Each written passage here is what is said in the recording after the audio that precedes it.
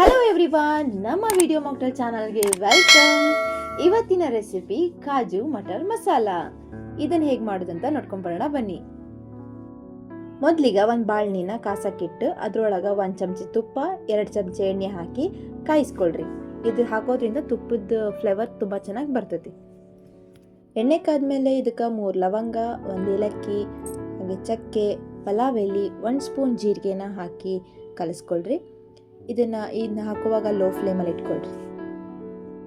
ಇದಾದ್ಮೇಲೆ ಇದಕ್ಕೆ 2 ರಿಂದ 3 ಉಳ್ಳಾಗಡ್ಡಿನ ಸಣ್ಣ ಕಟ್ ಮಾಡಿಕೊಂಡು ಗೋಲ್ಡನ್ ಬ್ರೌನ್ ಬರೋವರೆಗೂ ಫ್ರೈ ಮಾಡ್ಕೊಳ್ರಿ.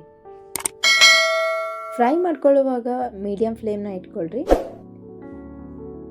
ಉಳ್ಳಾಗಡ್ಡಿ ಗೋಲ್ಡನ್ ಬ್ರೌನ್ ಬಂದಮೇಲೆ ಇದಕ್ಕೆ 3 ಸಣ್ಣಕ್ಕೆ ಹೆಚ್ಚಿರೋ ಮೆಣಸಿನ್ಕಾಯಿ, 1 ಗಡ್ಡೆ ಬೆಳ್ಳುಳ್ಳಿನ ಸಣ್ಣಕ್ಕೆ ಹೆಚ್ಕೊಳ್ರಿ. ಆಮೇಲೆ 1 ಇಂಚು ಶುಂಠಿನೂ ಸಹಿತ ಸಣ್ಣಕ್ಕೆ ಹೆಚ್ಕೊಂಡು ಚೆನ್ನಾಗಿ ಮಿಕ್ಸ್ ಮಾಡಿಕೊಂಡು ಫ್ರೈ ಮಾಡಿಕೊಡ್ರಿ. ಆಮೇಲೆ ಇದಕ್ಕೆ ಸಣ್ಣದಾಗಿ ಹೆಚ್ಕೊಂಡಿರುವಂತಹ 2 ಟೊಮೆಟೊನ ಹಾಕಿ ಚೆನ್ನಾಗಿ ಮಿಕ್ಸ್ ಮಾಡಿಕೊಳ್ರಿ.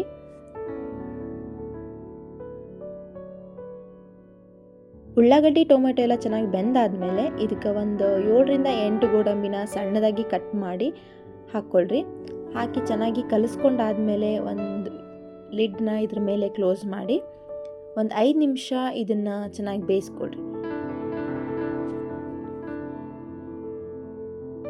5 ನಿಮಿಷ ಆದಮೇಲೆ ಇದನ್ನು ಇನ್ನೊಂದ್ಸಲಿ ಚೆನ್ನಾಗಿ ಕಲಿಸ್ಕೊಂಡು ಒಂದು 2 ರಿಂದ 3 ಚಮಚನ ಮಿಕ್ಸರ್ ಜಾರ್ಗೆ ಹಾಕ್ಕೊಳ್ರಿ. ಹಾಕ್ಕೊಂಡು ಇದನ್ನು ಸಣ್ಣಕ್ಕೆ ಪೇಸ್ಟ್ ಮಾಡ್ಕೊಳ್ರಿ.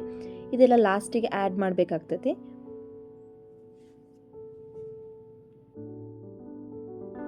ಉಳಿದಿರುವಂಥ ಮಿಕ್ಸ್ಚರ್ಗೆ 1 ಕಪ್ ಹಸಿ ಬಟಾಣಿನ ಹಾಕ್ಕೊಳ್ರಿ.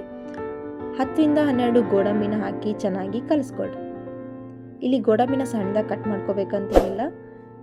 ಕಾಜು ಮಸಾಲದಲ್ಲೆಲ್ಲ ಯಾವ ರೀತಿ ಹಾಕ್ಕೊಂಡಿರ್ತೀವಲ್ಲ ಅದೇ ಥರ ಅರ್ಧ ಗೋಡಂಬಿನ ಹಾಕಿದರೆ ಚೆನ್ನಾಗಿರುತ್ತೆ. ಆಮೇಲೆ ಇದಕ್ಕೆ ರುಚಿಗೆ ತಕ್ಕಷ್ಟು ಉಪ್ಪನ್ನು ಹಾಕಿ ಚೆನ್ನಾಗಿ ಕಲಿಸ್ಕೊಳ್ರಿ. ಆಮೇಲೆ ಇದಕ್ಕೆ ಮುಚ್ಚಳನ ಮುಚ್ಚಿ ಒಂದು 2 ರಿಂದ 3 ನಿಮಿಷ ಚೆನ್ನಾಗಿ ಬೇಯಿಸ್ಕೊಳ್ರಿ. ಎಲ್ಲ ಬೆಂದಾದಮೇಲೆ ಇದಕ್ಕೆ ನೆಕ್ಸ್ಟು ರುಬ್ಬಿದ ಮಸಾಲೆನ ಹಾಕಿ ಚೆನ್ನಾಗಿ ಮಿಕ್ಸ್ ಮಾಡ್ಕೊಳ್ರಿ.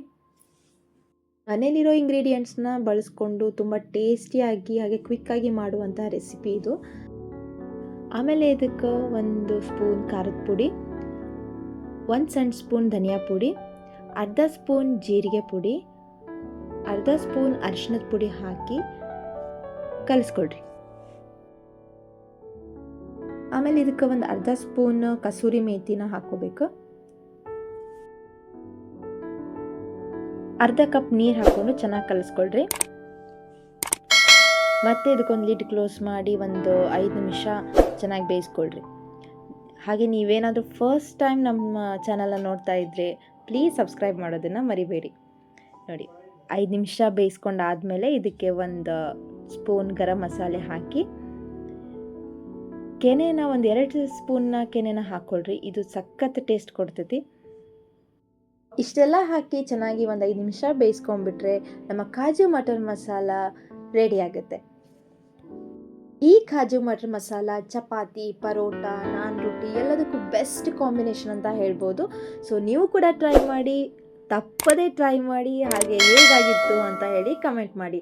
ಪ್ಲೀಸ್ ಸಬ್ಸ್ಕ್ರೈಬ್ ಮಾಡೋದನ್ನು ಮರಿಬೇಡಿ. Thank you for watching.